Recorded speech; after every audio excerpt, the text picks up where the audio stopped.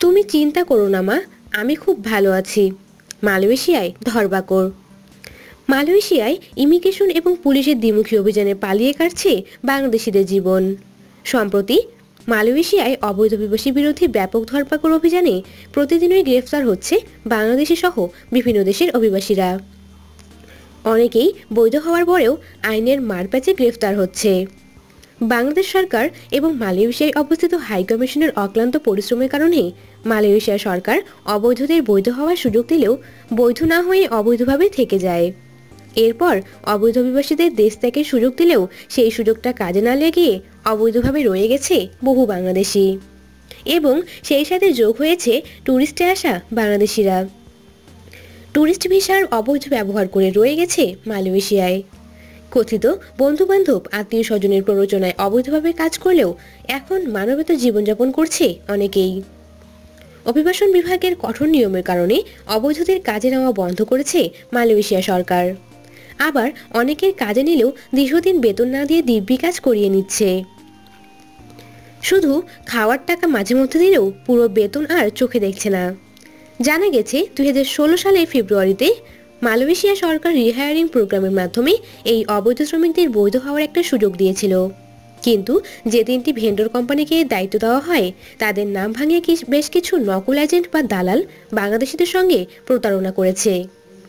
এ মানবাধিকার কর্মী বলেন, আমরা অনেক এমন ঘটনা পেয়েছি যেখানে বাংলাদেশি শ্রমিকরা না বুঝে ওই ভুয়া এজেন্টের হাতে 4-5 হাজার রিঙ্গিত তুলে দিয়েছেন।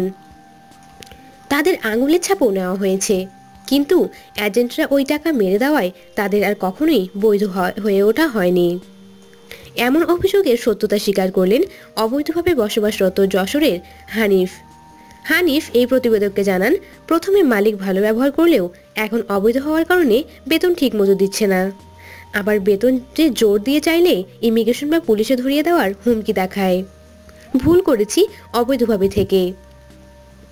মালয়েশিয়া সরকারের দেওয়া সুযোগ কাজে লাগিয়ে যদি আজ দেশে চলে যেতাম তাহলে আজ কষ্টে দিনাতিপাত করতে হতো না মালয়েশিয়ায়। হানিফ এই প্রতিবেদককে আরও জানায়, মা বারবার ফোন করে খবর নেয় আমি কেমন আছি। আমি শুধু বলি মা ভালো আছি।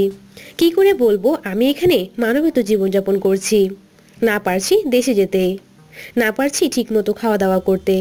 রাত হলেই চিন্তা হয় কি ধরপাকড় করে কি জেলে যেতে হবে। অভিবাসন সূত্রে জানা গেছে চলতি বছরের জানুয়ারি থেকে 9 মার্চ পর্যন্ত মালয়েশিয়ার বিভিন্ন জায়গায় 2100টি অভিযানে আটক করা হয় 32,895 জনকে। আটকদের মধ্যে যাচাই বাছাই শেষে গ্রেফতার করা হয় বাংলাদেশি সহ বিভিন্ন দেশের 8,552 জন অবৈধ অভিবাসীকে। এছাড়া অবৈধ অভিবাসী রাখার অপরাধে গ্রেফতার করা হয় 145 জন মালিককে।